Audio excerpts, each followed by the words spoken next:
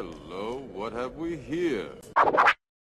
Yo, what do you guys? It's ProtoDubs here. We're gonna talk about the IXA system, so let's get right into it. The IXA system is a rider system developed in the year 1986 in order to battle the various monsters in the Kiva series.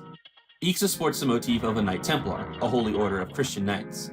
This is the only transformation gear in the entire series where any user has the ability to use it, regardless of the race. This gear also has two different models, version 1 appearing in 1986, while version X and XI are seen in 2008. The system is composed of the IXA belt and IXA knuckle and are both needed in order to transform. The belt has to be manually equipped, followed by the IXA knuckle being pushed onto the part of the user's body. The command is sounded, placed in the belt, completing the transformation. The knuckle also doubles as a weapon called the Broken Fang.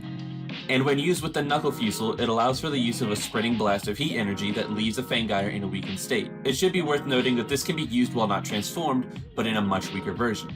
As it stands, there are three forms of IXA, with each form having a correlation to the model version they appear for. Save mode is a default form, and is seen the most in 1986 with the version 1 model and is created as a bronze projection for the transformation.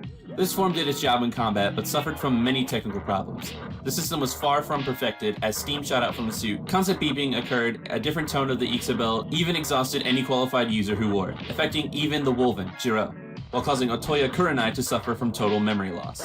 After constant upgrades, version X hits the scene showing off its improvements as the golden projection instead of a bronze. The original technical problems are fixed, and we are introduced to burst mode. This is actually the first form seen in the series, and true to its name, it creates a burst of heat that damages everything in range. This form uses IXA's personal weapon, the IXA Caliber, for combat, and usually use the IXA Judgment while in this form. As the IXA system upgrades to version XI, the Rising IXA form reveals as its true final form. This form is reached with the use of the cell phone light gun called the IXA Riser.